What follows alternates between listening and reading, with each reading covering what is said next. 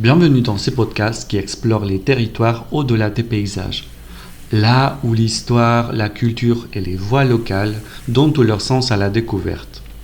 Je suis Esteban, concepteur voyage chez Terra Caribea et je vous amène aujourd'hui au sud de la côte des Caraïbes, un territoire vivant où se croisent traditions indigènes et héritage afro-caribéen.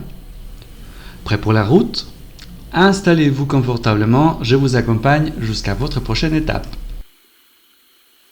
Ici, le temps prend un rythme différent. Entre la jungle et la mer, on circule à moto, à vélo ou en tuk-tuk, surtout autour de Cahuita, Puerto Viejo et Manzanillo, là où la jungle vient frôler les plages.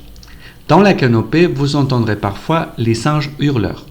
Plus tranquille, le paresseux s'est blotti dans les branches. Et sur la route, un iguane peut traverser sans se presser. Soyez attentifs, mais surtout, profitez du spectacle. C'est une vraie mosaïque de cultures. On y entend parler plusieurs langues, dont le créole limonense et le mecateliu, de peuples autochtones. Les maisons pittoresques sont en bois et colorées, et la musique reggae court les rues. Sans oublier les arômes d'épices et le célèbre rice and beans, au lait de coco, qu'on vous conseille de goûter absolument. Mais derrière cette beauté apparente se cache une mémoire profonde, parfois oubliée ou méconnue. La région de Talamanca est originalement le foyer ancestral des peuples Bribri et Cabécar. Dans les hauteurs de la cordillère, leur village conserve des pratiques agricoles traditionnelles et une vision du monde très liée au cycle de la nature.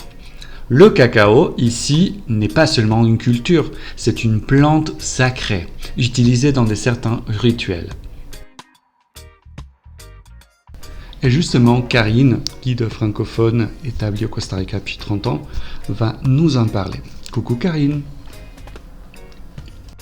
Alors pour vous en dire un petit peu plus sur les Amérindiens Bribri, eh bien ils sont originaires de Colombie, c'est des descendants des peuples Chibcha.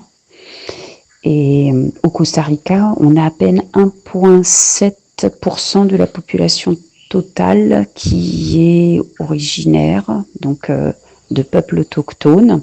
Les Bribri, c'est un des groupes les plus importants. On estime qu'il y a à peu près encore 12 000 personnes. Ils se trouvent dans des réserves que le gouvernement leur a données. Et du coup, ils ont des statuts un peu spéciaux aussi. Ils vivent principalement de l'agriculture. Certaines familles, comme dit, ouvrent leurs portes au tourisme et du coup, ça fait une nouvelle source de revenus pour eux. Quand on ira là-bas, ils vous montreront l'artisanat qu'ils produisent, donc principalement avec des produits naturels qu'ils tressent, des petites corbeilles, des colliers de graines, des bracelets, des boucles d'oreilles. Certains font des masques colorés en balsa. Et ce qu'ils travaillent beaucoup aussi, c'est la calebasse. Pour eux, une demi-calebasse, c'est un bol avec des trous, c'est une passoire. À l'envers, ça fait une lampe. Ça peut faire une gourde. Voilà, c'est vraiment multi-usage.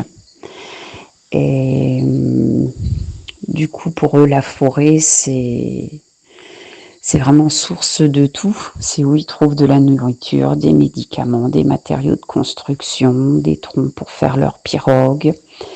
Et du coup, entrer avec eux dans la forêt, le temps s'arrête. On est dans une autre dimension.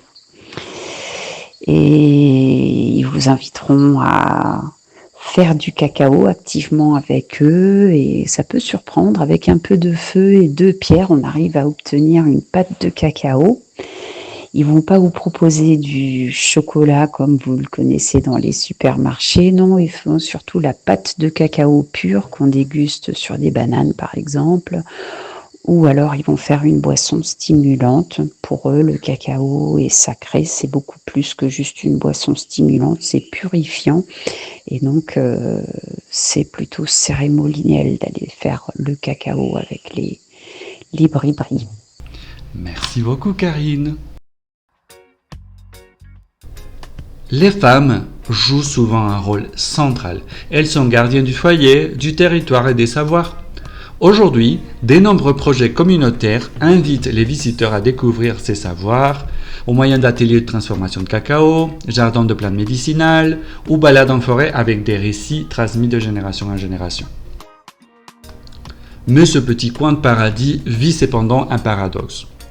L'attrait grandissant pour la région a amené des visiteurs, des investisseurs et avec eux une hausse du coût de la vie.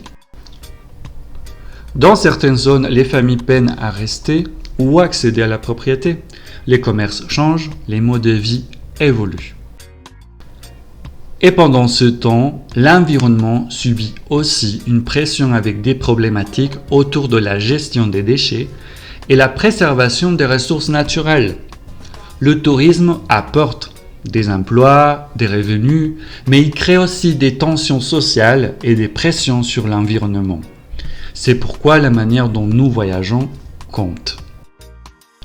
Comment recevoir des voyageurs du monde entier tout en ne perdant pas son identité? Une forte question à laquelle Puerto Viejo répond en restant profondément vivant grâce à une mosaïque de projets locaux, des initiatives écotouristiques, des coopératives culturelles, des collectifs des jeunes, des associations environnementales. Ces mêmes locaux proposent de vivre des expériences authentiques, observer les singes et les oiseaux au parc national de Cavita, glisser en kayak sur une rivière bordée de forêts, prendre une leçon de surf à Playa Cocles ou plonger pour faire du snorkeling au-dessus des récifs. Ou encore cuisiner un plat traditionnel avec une famille locale. C'est pourquoi le choix de voyager de manière responsable prend tout son sens. Partager un moment avec les locaux et soutenir le projet, c'est contribuer à la conservation de ces racines vivantes et de leur transmission. Ici, on ne visite pas seulement un lieu, on touche à une mémoire vivante, riche de lutte et de traditions et d'hospitalité. Merci d'avoir voyagé avec nous aujourd'hui. Si cet épisode vous a plu, pensez à le partager et à nous soutenir. À très bientôt pour un nouveau voyage en profondeur.